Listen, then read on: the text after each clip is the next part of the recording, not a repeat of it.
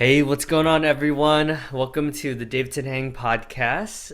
I'm excited to introduce to you Austin Walker, who's an ACC. So congratulations on getting that certification. Thank you, Uh, sir. you are a life coach, and we know each other from accomplishment coaching. And it sounds like we share a lot of different similar in terms of like crushing it in sales and yeah, I'm excited to share the your wonderful energy with the world. Yeah, thanks, man. We were talking about it before we turned on. Definitely a lot of similarities in our backgrounds. And I'm still amazed how we got connected with all of these seemingly odd points of connection. Like both AC grads, both had Yeah. no Edwin, who was basically the introduction between us, same coach, both did vector marketing. It's just, there's a lot of things where it's just like, oh, look, sounds like it was meant to happen. And the funny thing, I saw that you were in Fort Myers at Gartner. I interviewed with them too, actually. Oh, I didn't know that. Yeah, yeah. I think subconsciously I felt bad about leaving my wife. Well, my wife, not my girlfriend at the time. So Mm. I think I bombed the interview. I think now I have more awareness around why I self-sabotage, but during it I was like, "Oh my God." Understood. Yeah, that Fort Myers time was just so radical as it was. I look at my corporate career, basically it was like split into like three phases. The Uh-huh. first phase being like after I graduated, government contracting and finance and accounting was like, okay, this working thing, but not real association to what is it that I want to do. Hmm. And had this first period of misalignment where it's like, oh, I think I see something for myself in sales, a lot more agency and how I can generate revenue, create my work experience. So my time in Fort Myers was essentially like the seed for my sales career, which is Hmm. awesome. Can't have not I can't say enough good things about like that time of my life and the Fort Hmm. Myers crew. But then also it's like once I had created the things that I wanted in my life, like via sales, it became really clear that the things that I actually wanted from it was like the lifestyle, the flexibility, not actual alignment to the work itself, which led Hmm. to the phase of my career that I'm in right now in coaching and aligned to like my purpose and how it is that I want to create meaning and impact in the world. So it's Hmm. fascinating though, as I like go back and look at like that Fort Myers, I'm like, it was only 5 years ago, but it just seems like such like a big jump in terms of just like who is I am today and like how I spend my time and energy. So it's fascinating to go down memory lane a little bit there. Yeah, and I also saw that you worked at Vector as well. Those Cutco knives, man. I remember cutting Cutco myself knives, on those. baby. Those knives are sharp. Yeah, no, I did that. I played college football, and during the summers, because of our workouts, we didn't have the opportunity to have traditional summer internships. So the Mm. cool thing about Cutco was that I could build my clients around my schedule. So I'd have a few clients, then go to football workouts, then have another client. So it was cool. It was Mm. fun. I had a great experience. My first foray into sales. And also, it was also just a good experience of like, oh, I actually really like engaging and connecting with people. Mm. And so a lot of the seeds for things that I ended up doing later in life and even today now as a coach. Hmm. Yeah, I could see why Edwin connected us because we would always joke when we worked together at LinkedIn. We called each other doppelgangers. So, I Oh, yeah. I can see that definitely. yeah, so I could see why we're all very similar in that like really enjoy meeting people and engaging with people, interacting. Um, I was not a football star. What position did you play? I played safety. So I was a defensive back for University of Maryland Terrapins. Oh snap! Like were you like wait what year was that? Did I see you on the big screen? Yeah, well, I was in school from 2007 to 2011. So Oh potentially, this was when Maryland was still in the ACC. We're Big Ten now, just yeah. conference Wait, realignment. do you remember playing against Rutgers? Yeah, oh yeah. Oh Yeah. wait, no, my when I was there, we did not. Oh yes, we did. We Yeah, I did was play gonna. Rutgers. Yeah. I think 2006 when they had Ray Rice Yep. was the last time we played them. While I was there on the team, I don't think we did. Oh, okay. But Okay. yes, I remember watching before I came in because that Rutgers team was really good. Yeah. And I believe we just narrowly won, if I'm not mistaken. This is taking me back down memory lane. I know I went to Rutgers from 2006 to 11, and then no, because I remember, because actually, unless this was at, yeah, we were playing at the Terrapin, the UMCP stadium, actually. I remember that. Man, did we? I can't remember. I honestly can't remember because I'm trying to remember. Wait, well, was Rutgers like they weren't ACC, but they're Big Ten No. now, so I know they're on the schedule. So were we just playing them beforehand? Maybe we Yeah, it was were. just like it was we weren't part of the same division, I don't think, at that time. Yeah. Yeah. Now that you mentioned, I do think we did play you all at least some of the times that I was there. Yeah, yeah. Good Yeah. times, good Yeah, times. man. Just, football is so long ago now. I always joke with people. It's like, I forget that I played sometimes. I mean, 10 or 11 years ago, it's just like, wow, I can't believe it. Yeah, it's funny because when you think of like executive coaching and life coaching, you don't necessarily think the parallels with football, right? But then now that you think about it, actually the discipline and the consistency and the mindset, I mean, half of that is psychological as well, right? Yeah, I mean, I think so. I mean, I think there's a lot of, I mean, I think you can take similarities in athletics to almost like any type of like profession, right? Because Yeah. the discipline, the attention to detail, like the skill, all of those are, just things that correlate into a lot of different areas of life. Yeah. I don't know if I've ever looked at relationship between coaching and athletics though. I think if I'm looking at it right now, just the commitment to like continual improvement and like Mm, continual like self-awareness. Like when you're a ball player, you got to know like, what your role is, how to mm, do like what's the edges to your game, what's your sweet mm, spot. And I feel like as a coach, like to hold space for others and, be able to guide others to, the places that they want to get, you've got to be really clear on doing your own work, hmm, right? And like knowing where your own edges are is the things that you can't be like your edges are the things that ultimately like you can't be with in your clients. So it's like this mm. constant practice of self-awareness and coaches doing the inner work so that they can be with whoever and whatever comes into their space. Mm.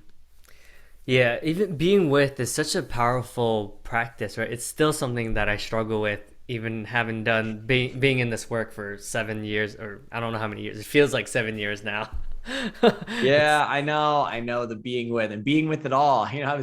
I was just talking to actually my coach right before this. I met with him at 2 and looking at like be with and like where am I like choosing to be with and like where mm, am I not? And one of the things that I was reflecting on, I have a tendency to like not be with like what I perceive as like negative emotions, yup. right? Or like, so that could be anything around fear, like anxiety, Anger, sadness. right? And like, actually, there is a breakthrough for me to actually just sitting with it and not trying to fix it, not trying Mm, to avoid it, not trying to solve it, and just mm, actually getting in touch with that part of myself.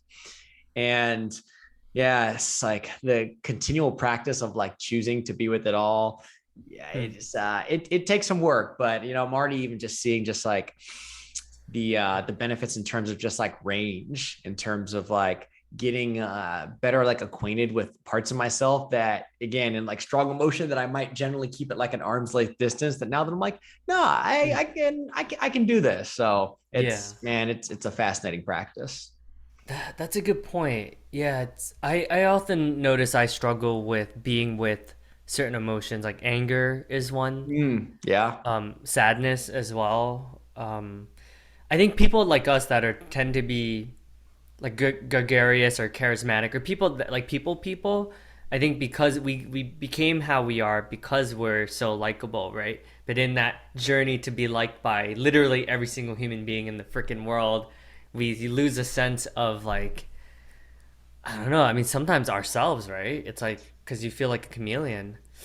Yeah, I mean, I definitely have struggled with the flavor of like people pleasing, right? Because it's Yeah. like, yeah, like gregarious is a good way to put it, or like, certainly extroverted, like charming, charismatic, and it's a really interesting point. Is right now, like where I am and like expanding my coaching presence, it's like the tools that I used to rely on so heavily, like in like my sales career of like being charming or being charismatic and using that as a way to like build relationships and ultimately like position deals is Mm, also now the way that I don't create genuine connection mm, with other people.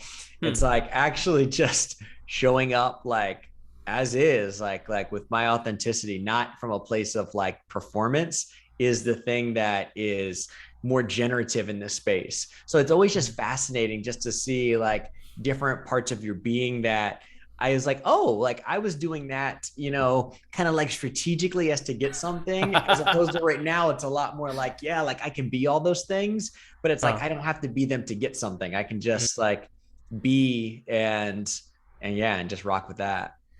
I love what you said about like showing up authentically, right? Because I think sometimes in our quest to be gregarious, like you said, like just being super liked and being the guy for everyone, there's something about like, because sometimes like being real and just being honest like can lead to conflict, right? So for me, I avoid conflict like the plague. I'm with you. I'm with you, man. I'm with you. And it's like I've been, trying to step into like embracing conflict. And there could be a lot of like, well, like, do you look at conflict as a bad thing or it's more of like just a thing? But it's so fascinating because in the line of coach, it's like it's not really serving to like me or like my clients if I am unwilling to be with conflict or Mm, unwilling to say the bold thing or to ask the question in the presence of conflict. Kind of back to our point earlier around like what are you willing to be with? In conflict is definitely one that I'm learning to like normalize, disarm, mm, and again, just like be with it, whether that's in mm. friendships, like relationship, family, coaching. Yeah. Do you also find that? Because I find myself like smiling a lot because I'm like, oh, this will lighten up the mood, right? But then I notice ever since I've done more work, I don't smile as much. Not because I'm not happy, but I'm okay with just like okayness, you know? Yeah, like you don't have to you don't have to like be like default by or sorry, cheery by default or happy by Yeah. default. You can just be with like whatever's in the space. Right. Yeah, I mean, I think there's the more work that you do to get clear on who you are, it can create pathways to like less performance Hmm. and more just being okay with how you are and like whatever spaces that you're in. So yeah, I could totally see that. Yeah. And back to conflict. I feel like I don't know about you, but I feel like I invite conflict a lot more now into my life. But this is very recent, maybe the last three Mm, months. yeah, I nice. actually like I'm like, oh, we're leading somewhere. We're getting to the truth now, right? Instead of Mm. brushing it underneath the rug. Yeah, my relationship, I'd say, I don't know if I'm like actively seeking it out, but I know I'm not actively avoiding it. Okay, well Right. So it's that's like, progress. if there is like conflict that happens, I mean, there's gradients of conflict, like little baby conflict and like huge, big, gigantic conflicts. I think there's Right. in like an openness and a trust to be with like whatever comes up. And I trust myself that like I can handle it or Hmm. not having any stories in my mind around what it means if you are in conflict. Just looking at it Hmm. as flat, something to choose to be in or to not be Hmm. in, address in a way that you think like honors you and the other party and like and keep it moving as opposed to making it be some, I don't know, some crazy scary thing, at least on my end. Hmm. Yeah, I think we also tend to, oh, like, I think some people, what I perceive as conflict, some people be like, no, that's just normal interactions, right? Yeah. Yeah, right. You mean a conversation? Oh, Yeah. well, yeah, maybe. Yeah.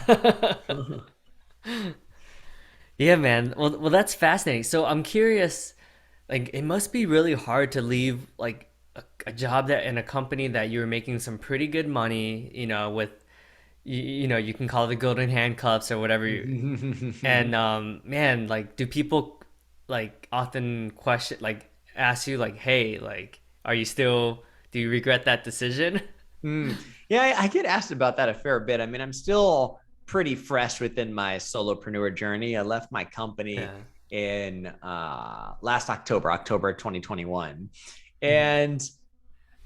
And it's the experience has been the opposite of what I thought it was going to be. Like I thought the experience was going to be super scary. It's like, well, what am I going to do if I'm not getting this like pretty reasonable paycheck every 2 weeks for basically having a pulse?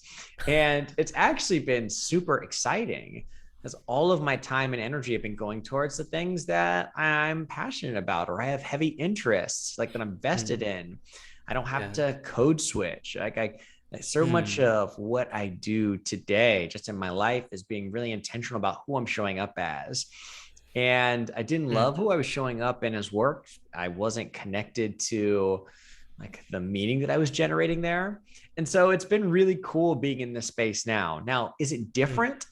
It's so fascinating. Like I think like how stories can really run rampant in our minds, right? Like, Mm. is my situation different, even just from a cash flow perspective? Yeah, like absolutely. I mean, even from a basics, I get paid generally more once a month in a flurry from the different invoices or things that come in versus the 7th and the 21st, like clockwork. Yeah. Are the amounts different? Yeah, a little bit. And it's also super empowering that like I get to create the things that it is that I want, and not necessarily saying that might be the thing for everyone, but I think the biggest thing that I've just been really present to this is like it's totally like up to me. And there is something really empowering about putting your time and energy towards the things that you really care about. Right? I think there takes a little bit of courage to be able to like walk into the unknown or do the thing that might be uncomfortable or do the thing that might not be easy, which was ultimately like the breakthrough that I took in order like to leave my job, because I was Mm. thinking about it for probably a year plus before I actually did it. Hmm. And so yeah, man, it's an exciting, fascinating new journey. And but it's really cool to be able to generate for like the causes that like are really important to me, and working with people, helping them get closer to things that they want in their lives, as opposed to my experience beforehand of just like closing deals, which again, there's nothing wrong with closing deals, but for me it was this connection to want to do things that's like deeply important to my life and like what I want to do with this opportunity. And you mentioned the word code switching. Do you think it's a personality thing, or is it also because of like, we're people of color as well, or is it a little bit of both? Well, it could be both. I more use it in the reference of there is a certain way that I was expected to show up at corporate or at work. Mm-hmm. Whereas when I'm showing up with my clients, I'm just being me. Like, I mean, do you ask yourself, like, what does it mean to just like fully be you? And like what performances or what acts or the things that we carry on into like the different containers that we're in life. And who I was showing up as at work, which was somebody who was not happy about being in the situation, not feeling like my time was being uh, delegated into where the places that I wanted by choice, I might add, had me just like, I don't know what the right word is, like lethargic, just not super motivated. So that's what I mean by it. So I would have like a sales conversation, and then 15 minutes later I'm going into like a super empowering coaching conversation. It's like, whoa, like we're flicking light switch here. That's not Mm-hmm. the experiences I want. But certainly, I mean, from like a race perspective, as being a minority, there certainly could be, or I have experienced some elements of code switching as by means to try and fit in. But I've also done a lot of work on diversity, equity, inclusion, even doing some trainings around that, around just like embracing like my uniqueness and Mm-hmm. the like essence of like my authenticity. So Mm-hmm. I think there's a degree of code switching, particularly when you are as a minority, when you are in spaces that you are the only one of you. But Mm-hmm. I see as myself, the more that work that I do into that space, there's a less of a pull or like an automatic pattern to code switch, if that makes Mm-hmm. sense. And I'm curious, like in Fort Myers, was it a pretty diverse place, or did you feel like you had to code switch there? Well, the first part, no, it was not a very diverse place. Yeah. That was kind No, of a it was leading not. question. Yeah, I'm sorry. yeah, it was not. I mean, well, it's I think interesting is the right word, or maybe amusing. But in my entire corporate career, I mean, being an African American male, I am generally the minority in Right. the majority of spaces I go into. Yeah. Code switching, I don't know. Well, I guess would we look at something like this as code switching? I always felt that I wasn't able to, or it wouldn't serve me to like behave in the same manner that some of my peers or contemporaries did. So Uh-huh. I always felt that there was a more likelihood that I would be stereotyped if I behaved in specific behaviors as opposed to my peers. Mm. So in Fort Myers, for example, generally more of like a younger workforce. So there was a very work hard, play hard culture. So I would be less likely, like when I'm at work, I'm here to work. Whereas Mm. I might have some peers who were a little bit more party friendly, in workspaces, and I Mm. would never do something like that. So Mm. if you look at perhaps like a subtle way of just code switching or even just like being a minority and how that can show up and how you show up, Mm. I would say that would probably be more of an example of how it showed for me. Mm. Yeah, I can relate. That's another thing we share in common because there's, I guess, I'm often the only Asian male in a lot of the sales environments, right? Like they're typically Mm, like white male athletes or, like, so I can relate to what you're saying. yeah. And yeah, and there's an amount of pressure that I put on myself where it's like if I suck, then they're never gonna hire any Asian males ever at this Mm-hmm. company, right? So Mm-hmm. I do put a lot of pressure on myself because I'm like I'm typically the only one. So if I suck, then like we're screwed as a race. Yeah, I mean, it's tough. I mean, I can certainly relate to putting a lot of pressure on, even just the sense when you are a minority, you represent just a larger segment of your population, right? So it's like, wow, if I'm in this space, I'm like accounting for 80% of the Black population here. It's just being more really mindful of like how you show up and Yeah, how you conduct yourself. And it's right. it's interesting thing to talk about because people who may not be minorities may just be completely oblivious of it, right? Of like Right. this additional pressure or what expectations might be on you. So Right. it's a fascinating thing to look at. And I think certainly, of course, over the past 2 years, the pandemic and just the enhanced focus on race relations and equity in our country, I think more people are becoming attuned to that. Mm, And but it's obviously definitely has a lot of work to continue to do there, but right. yeah. Yeah, I think it's hard for someone to understand, right? It's kind of like I can try to put myself in someone else's shoes, but I really can't, right? At the end of the day, like I'm not black, so I can try to empathize, but like at the end of the day, like you guys go through something that's a different experience and vice versa, right? So Totally. it's tough. Yeah, Yeah. I mean, I think you hit that point. It's like the willingness to be empathetic with others and truly trying to understand their experience as, opposed to relating or solving or anything else, right? And even just that alone can give you a lot of reverence for what other people do and Mm. understanding. Yeah, I mean, that's the hope. More empathy can go a long way. Yeah, man. So you live like a pretty fascinating life, I think, and I feel like you're still relatively young to be like a full-time coach, right? I feel like most people that I've seen that have transitioned tend to do it like this is their second or third career, like Mm, they tend to mm. be like, okay, like, but you're doing it pretty early. I think that's courageous. Thank you. Yeah. I mean, it's I feel like I started to question everything in my life when I turned 30.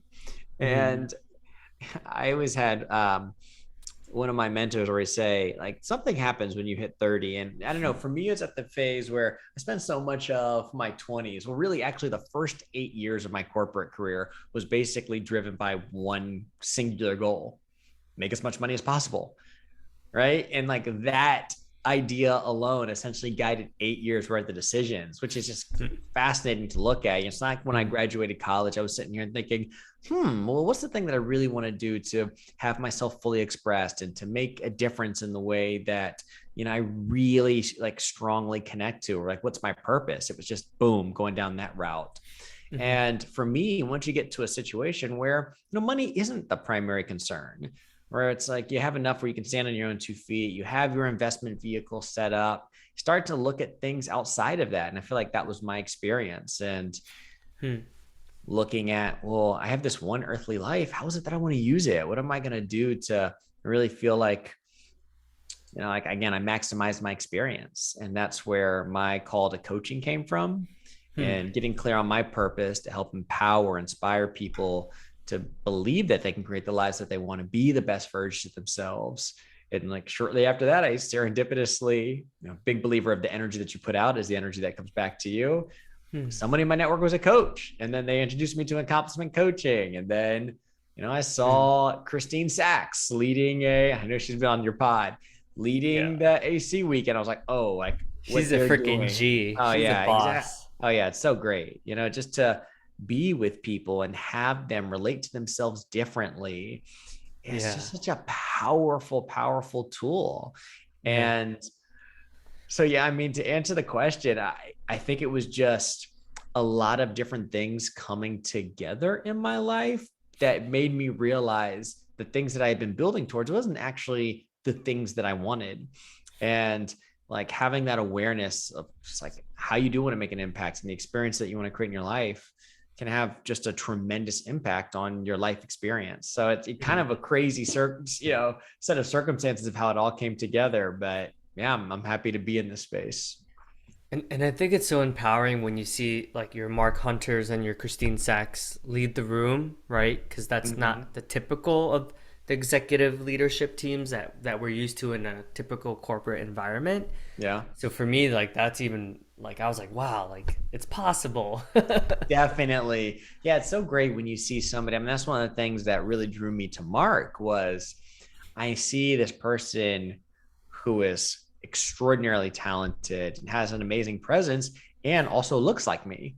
Mm, Where, if I even look at coaching, and the industry of coaching is generally like more predominantly women, right, and less so women, or excuse me, just peoples of color. So when I right. see a black male coach, I'm like, oh, okay, this is really cool. And Yeah. just to be able to be with and connect with somebody, who I aspire to be in a way, it's just really cool. And it gives you an Mm, idea of like what's possible in this field, and like what happens if we have more of these type of people. So mm. yeah, super powerful, man. I resonate strongly with what you're sharing. Yes, so same exactly with me, right? As soon as I observed Christine Sachs and then how masterful she was, and I was just like, damn, like I was like, she is brilliant, She's and good. She's signed up good. like immediately. Uh-huh. Yep. I know. It's so funny. I generally used to be, well, I have more agency around it, but risk averse, like very Hmm. calculated in things that I do. And after I Yeah. saw that, it was, oh, okay, 18K for this program. Boom, done. Let's go. Rock and roll. 3 weeks later, we'd started. So it's fascinating, but That's crazy. definitely the best investment that I've ever made Mm. was the year-long transformation, introspection of like really getting to know myself that specific container like creates was incredible. So Mm. no, definitely no regrets there. Yeah, you're right. I'll never forget like the level of depth that you go. You feel like these people know you better than like your family or even your girlfriend and your you know what I mean? Like it's just conversations that not everyone has like or people it's very raw. Well, you fully open up and you look at like how many spaces that do I feel safe where I can bring all parts of myself without the judgments, without the interpretations, without being made Mm. wrong. And even just being in a space where you're being invited to look at it. And I think that's one of the most powerful things about coaching is that it's a space to better get to understand you and how you operate. What are your patterns? What are the things about yourself that dictate how you live your life? Right? Because a lot of these things on a normal Friday afternoon, we don't take the time to look at. Even people who, even like myself, who is consider myself like pretty strategic, always having a plan before I got into this coaching world. Hmm. I look back at it now, it's like, what was actually like all of this for, right? Like, what was Huh. I really, the experiences that I was trying to generate in my life? What were like how I was showing up dictated how I was going about my plans. So it's a Huh. really cool, like, just benefit of being in coaching spaces is that all of it's on the table and we get to look at it from a Hmm. neutral place and put clients or people at choice of like how do they choose to be. It's just it's fascinating, man. Yeah, I think a lot of us we get obviously get impacted by our parents, societal expectations, or what the money, right? That's important in our It's a factor. capitalistic. It's a factor. Yeah, but a lot of us don't sit and pause and actually like really assess like am I doing this for me or am I doing this for someone else? You know? Totally. Totally. Yeah. Getting clear on that give you a lot of signals as to maybe where you should put your time or your energy or your efforts. And Yeah. just having a more deeper, intimate relationship with you. And I mean, I think is the catalyst for everything that you want to create in your life. Right. Yeah. A lot of people, I think, overstep the relationship that they have with themselves. Like most people are focused on, okay, like my career or my family or my relationships, my faith, fitness, I mean, you name it, Mm. without actually even acknowledging actually what's my relationship with myself, Mm. right? That's the, I forget who said this, but the longest relationship of anybody you'll have in your whole life is the one with you. Yeah. And Yeah. it's oftentimes one that is not even acknowledged in some cases. So yeah, Yeah. it's really interesting when, because it can be scary at times too, right? To like really look and get to know yourself and everything Mm. that's in it. But I think it's just critical, for really being responsible for like how is it that you want to show up in life. Yeah, that's a good point. We don't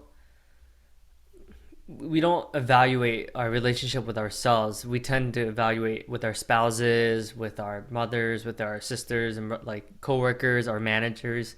Most people probably spend more time thinking about their manager relationship than they do with themselves, right? Totally, right? I mean, oh my goodness. Yeah, like, oh, my manager does this or does that. And like all those things, okay, there may be truth to it and looking at the degree to like how you're being in all those things. Right. Right? We Like, don't think that the common trend is typically us, right?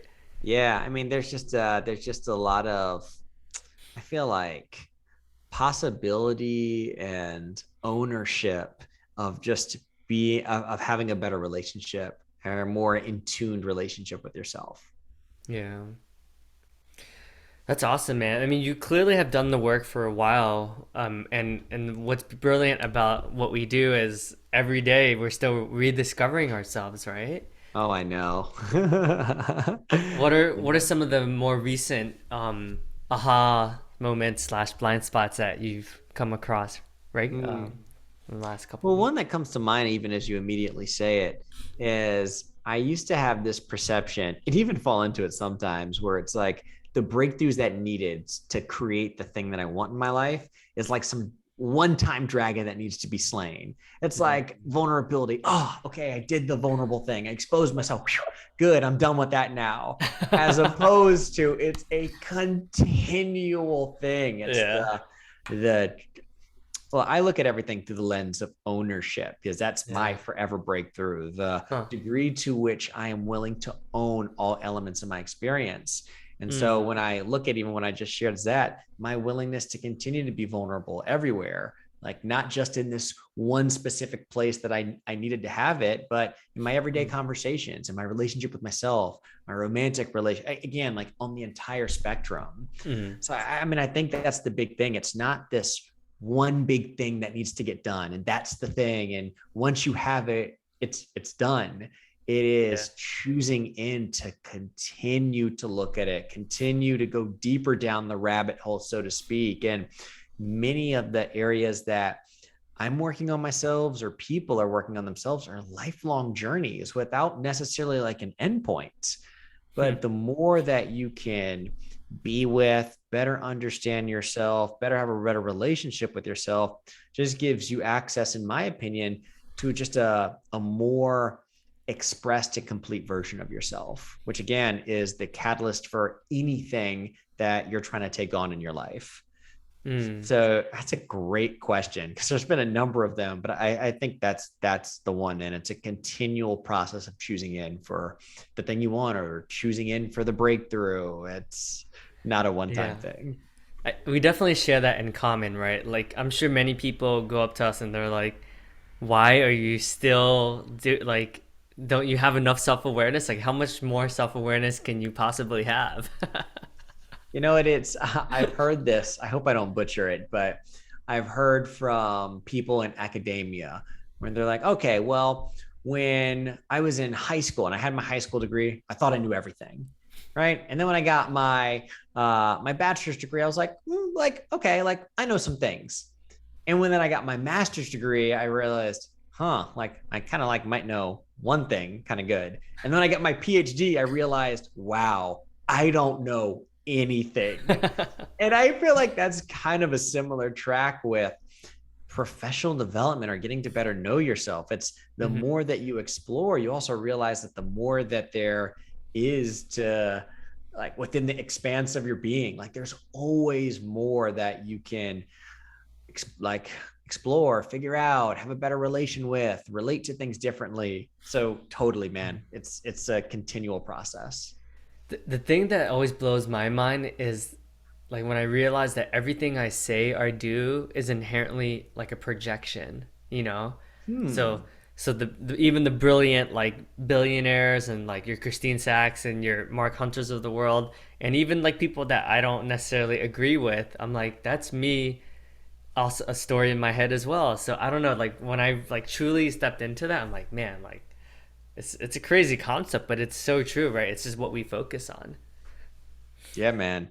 Yeah. I mean, it's powerful. It's like the stories that are in our space, like Hmm. how much power we're giving to those. I mean, it can Yeah. have just a tremendous impact on our experience. Yeah. Wow, Austin. Well, would love to hear a little bit more. What have you learned from being a podcaster so far? Hmm. From a podcaster, the first thing that comes to mind is the power in leveraging your voice and using your voice as a way to share your ideas, to connect with others, to talk about things and give light to things that you think need to be given attention to. Derek and I started Purposicity January 2020, so right before the pandemic. And it was my first like outward expression of anything around coaching. Although the podcast Purposicity is a portmanteau between purpose and authenticity, focused on identifying who you are, like at your essence, and getting clear on like what your purpose is, and using your superpowers, who you are, like at your essence, to better carry out your purpose in the world. And it was my first crack, before I even established my coaching practice, working with people one-on-one, is talking to people like from the slide and asking questions around purpose and around authenticity. So it was super empowering just to be able to have a platform where I could talk about the things that were super important to me. And right around that time was also, I mean, 2020 was a wild year in itself, but around the time that the George Floyd murder happened and there's a social outrest in the Yeah. country, and using the platform of my podcast to be able to talk about race relations and Mm. how people were dealing with everything that was in the space. Mm. I think that's the biggest thing that I've got from it, is that your voice can be a really powerful tool, and you never know how your message or your voice may land or impact somebody else. So Mm. that's the thing. I mean, and even just the progression of Purposicity, we had finished our first season. We started our second season at the beginning of 2021, and Derek and I essentially took a hiatus around the summer. So we're not actively making episodes right now. I'm continuing to focus on expanding my coaching presence, and he is a chocolatier and has a restaurant, all these things going on. Oh. And even just, owning in that process, we talked about like being with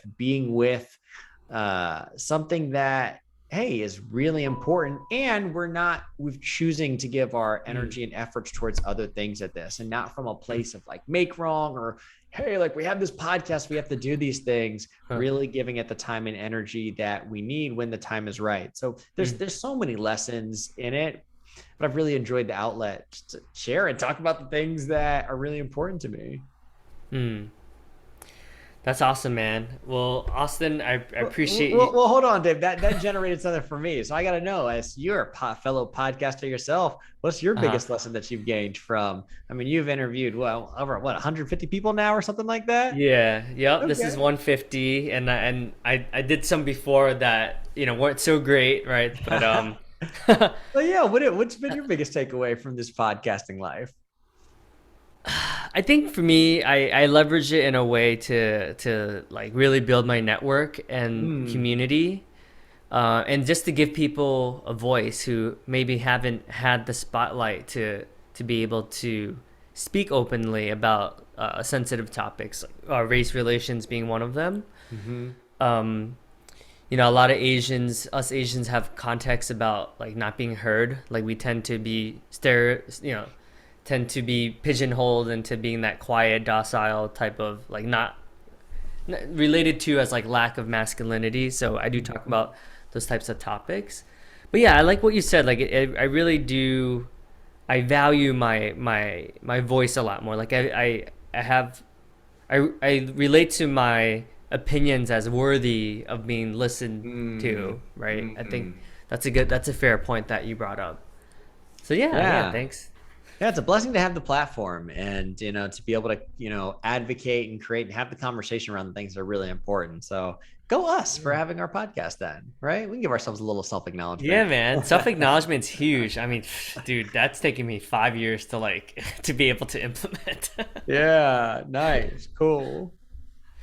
Cool, man. Well, Austin, I really want to acknowledge you for like going out and really trusting yourself and being clear on who you are and who you want to be in the purposeful and who you want to be in the world, not only with impact, with your time, your energy, the clarity that you have with your decisions, like choosing powerfully, where you allocate like your energy, like building communities intentionally. Like you're living the dream, man. I'm so happy for you. I'm so happy that we cross paths, and I have no doubt that we'll have many more collaborations in the future. Thank you so much. I feel super acknowledged. And yeah, it's a beautiful thing when you put your time and energy towards the things that you really want and just what is manifested like energetically as a response to that, right? Like the reason that we are connected is because of our own individual interests, and collect and moving those forward has created this pathway where we serendipitously get connected. And I'm Yeah. just amazed constantly by like what is happens like when you put energy towards the things that you want. There's like a multiplying effect of it, which Mm, is like another reason why it's so important to do this work and to be willing to look and get connected to the things that are important, because it will yeah. just create these massive ripples, whether it's a new relationship, whether it's a Mm, friendship, whether it's different opportunities from a career perspective or an impact to make a mm. difference in the way that you want. So it's just so important. And yeah, man, I acknowledge you for just being the beacon of light and connector that you are. You're right. It's no small feat, and anybody who's in this work has a continual commitment to do the work themselves. So I acknowledge you for that, and I really appreciate you having me on your podcast, Davidson. This has been great. Yeah, and I'll post a link to your podcast, your LinkedIn, your profile, your website, and all that good stuff. Cool, And cool. yeah, man. Cheers. Yeah, thank you.